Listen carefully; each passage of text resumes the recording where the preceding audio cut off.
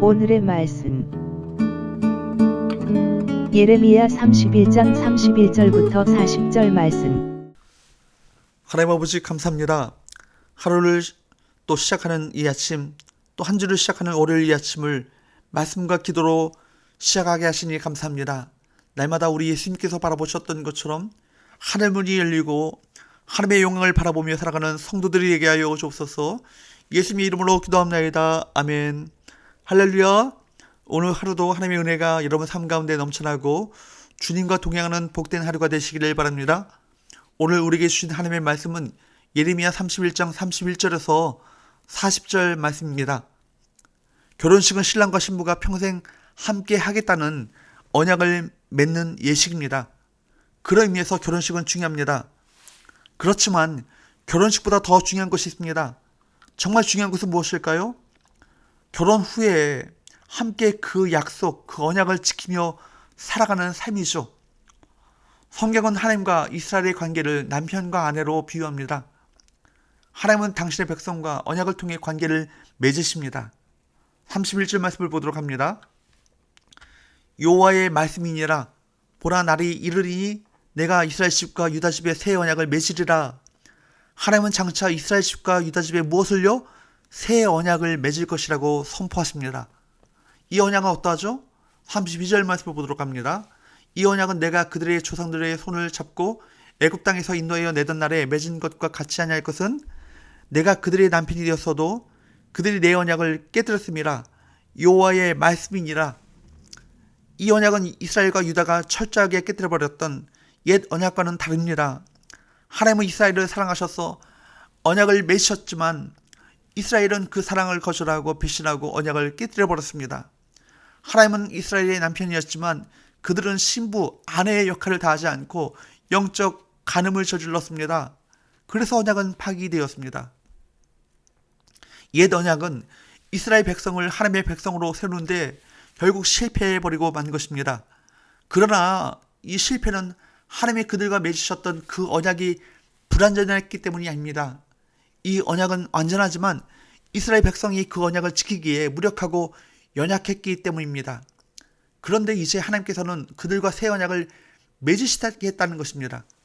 인간이 깨뜨려버렸던 그 언약을 배신당하신 하나님이 다시 세우십니다. 성경은 정말로 이해할 수 없는 사랑의 이야기인 것이죠. 33절 말씀을 보도록 합니다. 그러나 그날 후에 내가 이스라엘 집과 맺을 언약은 이러하니 곧 내가 나의 법을 그들의 속에 두며 그들의 마음에 기록하여 나는 그들의 하나님이 되고 그들은 내 백성이 될 것이라. 여호와의 말씀이니라. 하나님은 새 언약을 어디에 두시겠다고요? 그들의 마음에 두십니다. 마음의 변화가 일어납니다. 예수 그리스도를 통해 맺으신 새 언약을 우리 마음에 두시고 우리 마음에 기록하셨습니다. 돌에 새긴 언약은 지워졌고 깨뜨려졌지만 마음에 새기신 새 언약은 영원합니다. 마음에 새기셨기 때문에 마음에 하나님의 그 사랑이 새겨졌습니다. 성도는 마음에 새겨진 새 언약을 통해 하나님을 사랑하고 주님의 말씀을 사랑합니다. 34절 말씀을 보도록 합니다. 그들이 다시는 각기 이웃과 형제를 가리켜 이르기를 너는 여호와를 알라 하지 아니하리니 이는 작은 자로부터 큰 자까지 다 나를 알기 때문이라. 내가 그들의 악행을 사하고 다시는 그 죄를 기억하지 아니하리라. 여호와의 말씀이니라. 각 사람에게 임하신 성령님은 각자 하나님을 알아가도록 도우십니다. 신앙생활은 행위가 아니라 마음에 달려 있습니다. 그래서 하나님의 법을 마음에 새긴 하나님의 백성은 말씀에 순종하며 살아가도록 성령님께서 친히 인도하시고 이끌어 주실 것입니다. 성령님의 인도하심에 이끌려 하나님의 말씀에 순종하는 삶이야말로 하나님의 은혜에 합당하게 살아가는 성도의 삶의 모습인 것입니다. 35절 36절 여호와께서 이와 같이 말씀하셨느니라. 그는 해를 낮에 빛으로 주셨고 달과 별들을 밤에 빛으로 정하셨고 바다를 뒤흔들어 그 파도로 소리치게 하나니 그의 이름은 만군의 여호와니라. 이 법도가 내 앞에서 폐할진대 이스라엘 자손도 내 앞에서 끊어져 영원히 나라가 되지 못하리라. 여호와의 말씀이니라. 세상 만물을 주관하시는 하나님은 해와 달들과 별들, 바다의 파도 등 세상의 질서가 계속되는 한 이스라엘도 하나님 앞에서 영원할 것이라고 말씀하십니다.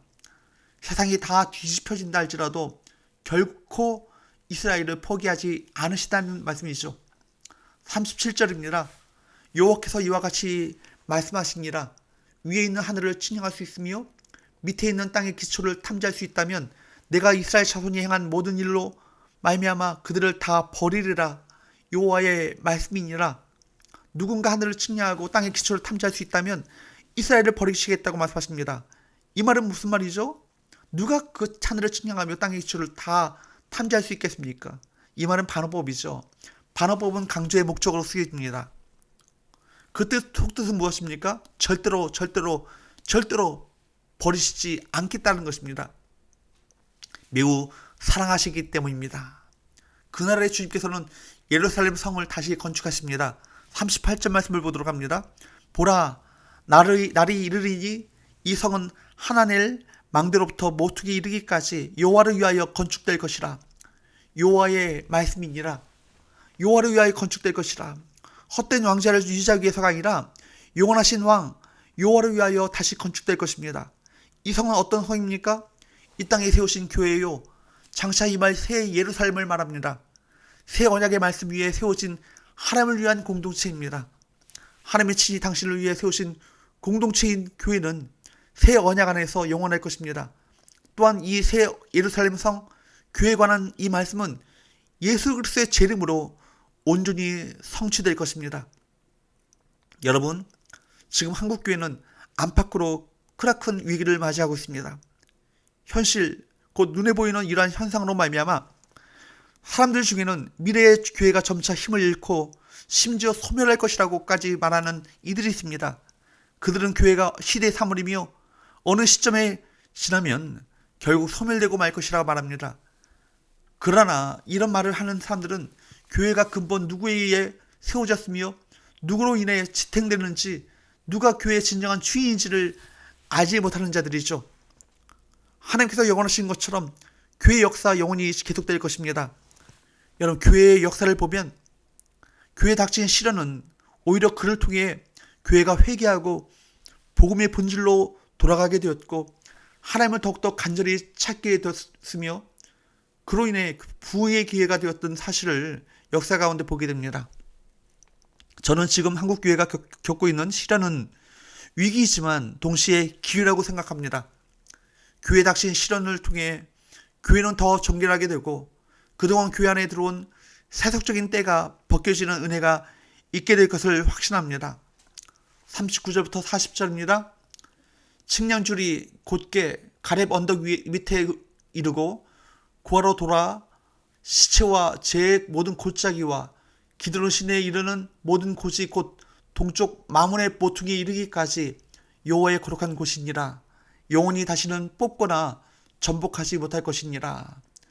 측량줄은 가립과 구하를 지나 시체와 제 골짜기를 아우릅니다.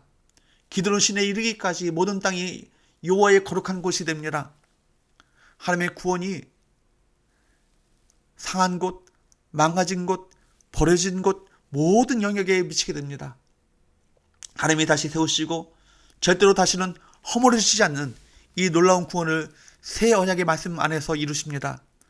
사랑하는 성도 여러분, 새 언약은 취소되거나 변하지 않습니다. 하나님은 우리를 버리시지 않으시고 우리도 하나님을 떠날 수 없습니다. 하나님의 새 언약 백성으로서 세상에서 담대하게 그 언약을 선포하며 하나님의 나라를 세워나가는 저와 여러분 되시기를 주으로 축복합니다. 기도합시다. 하나님 아버지 감사합니다. 죄로 인해 하나님을 떠났던 우리를 용서하시고 우리에게 새 언약을 허락하시고 그 새 언약을 마음에 새겨주시고 성령님의 인도하심을 받게 하심을 감사합니다. 하나님의 새 언약 백성으로서 백성다운 삶을 살아가게 하시고 성령님의 인도하심에 민감하게 순종하여 예수님을 주인으로 섬기는 새 언약 백성이 되게 하여 주옵소서. 예수님의 이름으로 기도합나이다. 아멘.